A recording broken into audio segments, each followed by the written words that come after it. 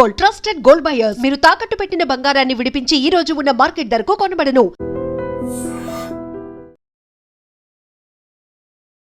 Visakha హార్బర్లో welding షాప్లో gas cylinder పేలిన ఘటనలో ఇప్పటికే 2 మృతి చెందగా మరికొంతమంది పరిస్థితి విషమంగా ఉంది. ఎందుకంటే మృతుల సంఖ్య పెరిగే అవకాశం కూడా కనపడుతోంది. ఎందుకంటే తీవ్రమైనటువంటి గాయాలతో వారు పడుతున్నటువంటి వేదన, వారు పెట్టినటువంటి కేకలు తీవ్ర భయాందోళన కలిగిస్తున్నాయి.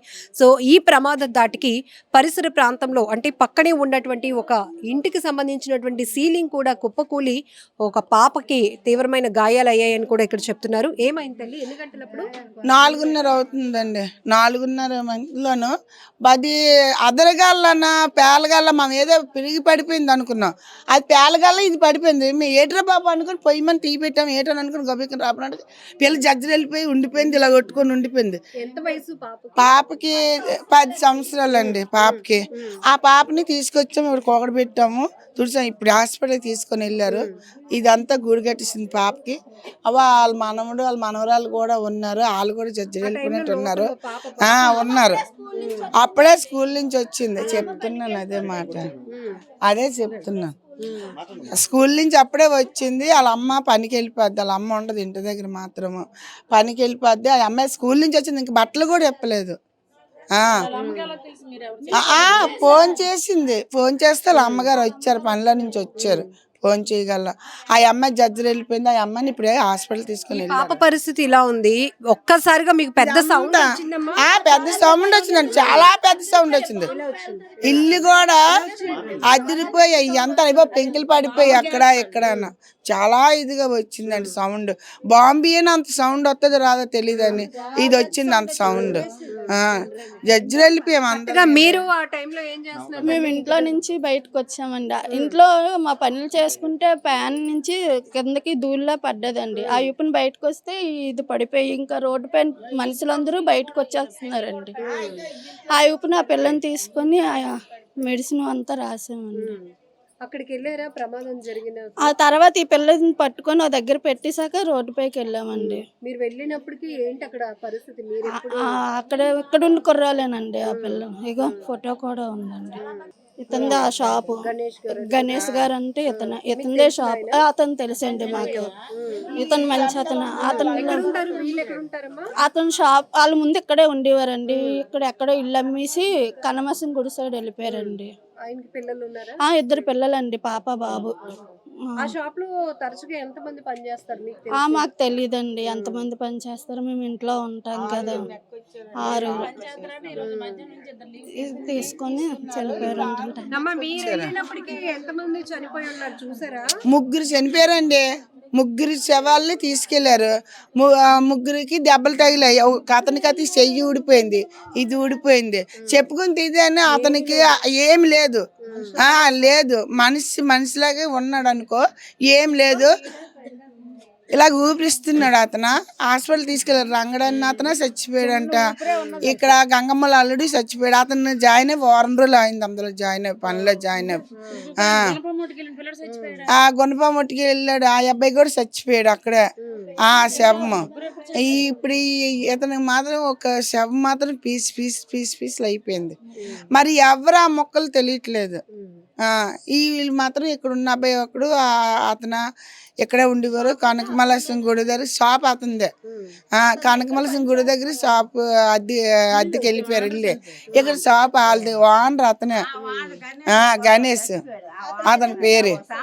అలాగా ఇప్పుడు ఆ ముగ్గురు తీసుకెళ్లారు.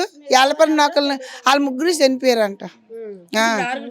6 ఇల్లు పరిస్థితి ఒకసారి చూద్దాం పదమ్మా లోపలికి. చాలా దారుణంగా ఉంది పాపం. ఆ టైంలో వాళ్ళ అమ్మ లేరమ్మా. రండి. పాప మా అమ్మాయి ఒక్కరితే వచ్చింది ఆ టైంలో. అమ్మాయి అన్న వీళ్ళు 2 పాపలు, బాబుని పాప ఇక్కడ అమ్మాయి ఇక్కడ చదువుకుంటుంది. ఆ చిన్న పిల్లలోటి మేడమని పిల్లలోటి వచ్చారట. మేడమని పిల్లలు వచ్చారు. ఆ పిల్లలు జడిచిపోయి ఏడుపు. ఓ పిల్ల తిరగబడిపోయిందండి, ఇలా పడిపోయి.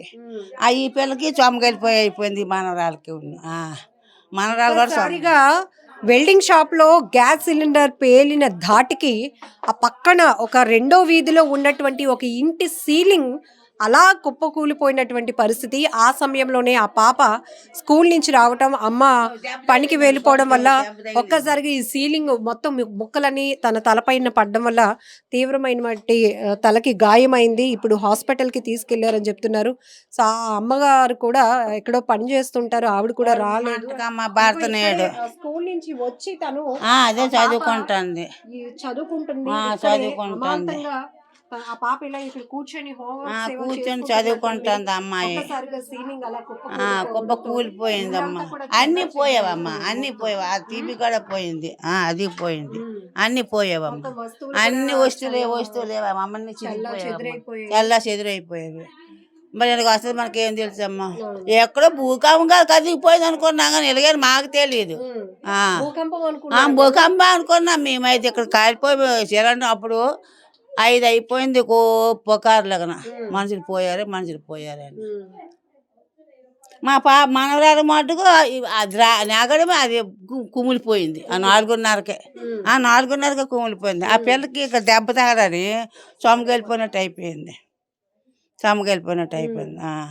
మీరందరూ బయట ఉన్నప్పుడు శబ్దాలు బయటనే ఉన్నాము. బయట నుంచి ఏనాడు శబ్దం రాలేదండి, అన్ని శబ్దాలు వచ్చాయి.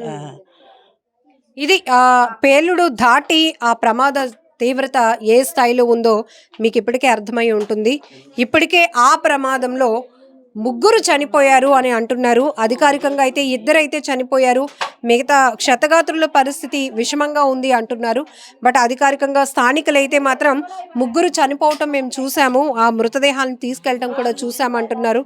సో ఇలా ఒక్కొక్కరు ఆ ప్రమాద స్థాయిని బట్టి మృతుల సంఖ్య ఇంకా పెరిగే ఉంటుంది అని, ఒకరు 5 చనిపోయారని, ఒకరు 6 చనిపోయారని ఇలా అనుకుంటూ ఉంటున్నారు. కానీ సో ప్రస్తుతానికైతే దర్యాప్తు కొనసాగుతోంది. క్లూస్ టీం కూడా అక్కడికి చేరుకొని మొత్తం ఆధారాలు సేకరిస్తోంది.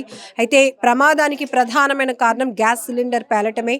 వంట గ్యాస్ సిలిండర్ని ఇక్కడ వెల్డింగ్ షాపుల్లో ఉపయోగిస్తూ ఉండటం అనేది మేము అనేక సందర్భాల్లో ఈ షాప్ నిర్వాహకుల్ని కూడా హెచ్చరించాము.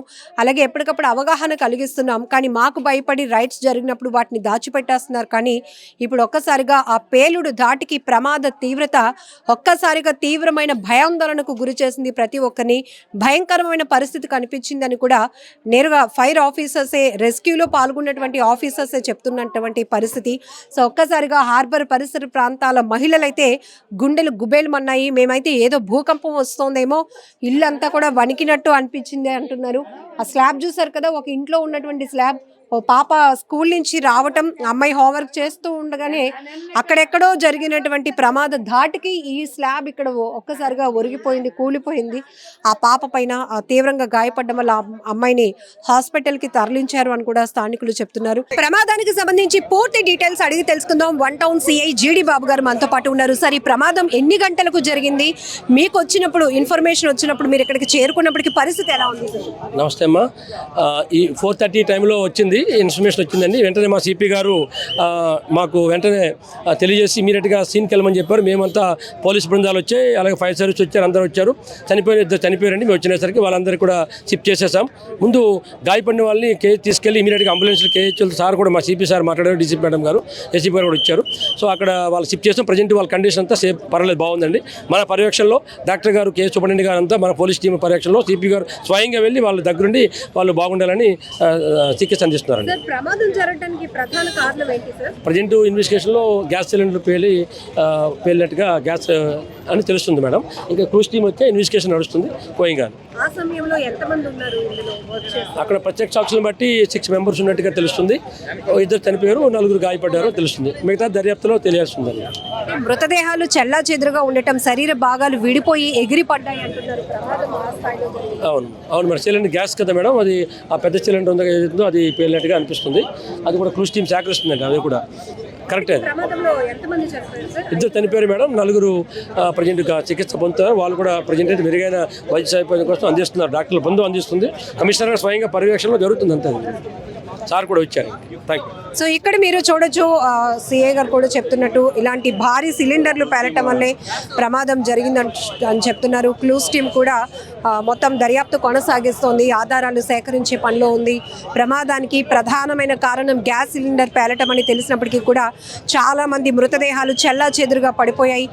ఎవరి మృతదేహం ఏదో కూడా గుర్తించలేనటువంటి బీభత్సమైనటువంటి ప్రమాదంగా ఇది చెప్పుకోవచ్చు. గతంలో ఎప్పుడో 90s జరిగినటువంటి ఒక ప్రమాదాన్ని మళ్ళీ గుర్తు చేసుకున్నారు ఫైర్ ఆఫీసర్ రమణ గారు. అప్పుడెప్పుడో ఇలాంటి ప్రమాదం చూసాం తల్లి, ఇప్పుడు మళ్ళీ ఈ హార్బర్లో ఈ రోజు జరిగినటువంటి ప్రమాదాన్ని చెప్పొచ్చు అంటున్నారు. ఎందుకంటే ఇక్కడ హార్బర్కి సంబంధించి బోట్స్కి సంబంధించినటువంటి ఇక్కడ మీరు చూడొచ్చు, కొన్ని ఆధారాలు సేకరించే పనిలో క్లూస్ టీమ్ కూడా ఉంది. సో ఫైర్ ఆఫీసర్ సిబ్బందికి మాత్రం నిజంగా సెల్యూట్ చెప్పాలి.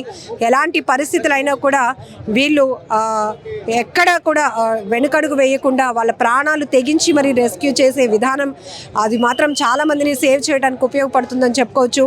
ఒకవైపు భారీగా అగ్నికేలలో ఎగసి పడుతున్న ఆ మంటల్ని ధీటుగా ఎదుర్కొని లోపలికి వెళ్ళి మరి అందులో ఎవరైతే చిక్కుకున్నారో వాళ్ళని రక్షించే ప్రయత్నంతో పాటు మరొక వైపు ప్రమాదాన్ని తీవ్రత తగ్గించే పరిస్థితులు కూడా వాళ్ళు చేసే రెస్క్యూస్కి కూడా మనం చాలా చూపించాం ఇప్పుడు కూడా ఐ డ్రీమ్లో. సో ఎక్కడైనా భారీ అగ్ని ప్రమాదాలు జరిగినప్పుడు వాళ్ళు ఎఫర్ట్స్ ఎలా ఉంటాయి కూడా మరొకసారి మనం చూడొచ్చు. సో గంటల పాటు వీళ్ళు శ్రమించిన తర్వాత ఇక్కడ ఉన్నటువంటి పరిస్థితిని అదుపు చేశారు. అందులో అప్పటికే మృతదేహాలు చెల్లాచెదురుగా ఎగిసి పడ్డాయి. ఈ గోడకి అవతల వైపు కూడా శరీర భాగాలు ఎగిసి పడితే అవతల పడి ఉన్నటువంటి శరీర భాగాలను కూడా తీసుకురావాల్సినటువంటి దారుణమైన దయనీయమైన పరిస్థితులు ఇక్కడ ఉన్నాయని కూడా చెప్తున్నారు. ఏదేమైనా చాలా బాధాకరం. ఇది మనం చూడొచ్చు, ఫ్రిడ్జ్ అనుకుంటా, అసలు దేనికి అది షేప్ కూడా లేదు. ఇక్కడ ఈ బడ్డీ కొట్టు అయిన రమణ, ఆయన ఎప్పుడు రెగ్యులర్గా ఇదే దానిపైన కూర్చుంటూ ఉంటాడట. అలాంటిది ఒక్కసారిగా జరిగిన ప్రమాదంలో ఆయన కూడా ప్రాణాలు కోల్పోయారు. ఏదేమైనా చాలా దురదృష్టకరమైన సంఘటనగా దీన్ని చెప్పాలి. మరొక వైపు ఇప్పటికైనా చాలా వరకు నిర్లక్ష్యం వల్ల ఎక్కువ శాతం ప్రమాదాలు జరుగుతున్నాయి. జరగనంత వరకు అంతా బాగానే ఉంటుంది, కానీ ఒక్కసారి ప్రమాదం జరిగితే మాత్రం మనుషుల ప్రాణాలు ఏ స్థాయిలో పోతున్నాయో, ఎలాంటి దారుణమైన పరిస్థితుల్లో ప్రమాదాలు ఉంటున్నాయో కూడా మనం ఒక్కసారిగా చూడొచ్చు. ఇది ఉలిక్కిపాటుకు గురి చేసినటువంటి బాధాకరమైన ఘటనగా చెప్పాలి. నిజంగా ప్రస్తుతం ఉన్నటువంటి సమాజం దేనికి ప్రయారిటీ ఇస్తుంది? ఆర్థిక సంబంధాల చుట్టూ మాత్రమే తిరుగుతుంది. మళ్ళీ ఎన్నికలంగానే చాలా విరక్తి కలుగుతున్నాం. మంచి అనిపిస్తుంది కదా, లేడీస్ కూడా ఛాలెంజింగ్ జాబ్స్ చేసినప్పుడు చాలా బాగుంటది. ట్రాఫిక్ అసిస్టెంట్స్ గా నియమించిన ట్రాన్స్జెండర్స్ అందరితో సాల్యూట్ చేయించుకుంటున్నారు. ఫుడ్ డెలివరీ ఇవ్వటానికి వెళ్ళినటువంటి డెలివరీ బాయ్ అనిల్ పై కళ్ళ ముందు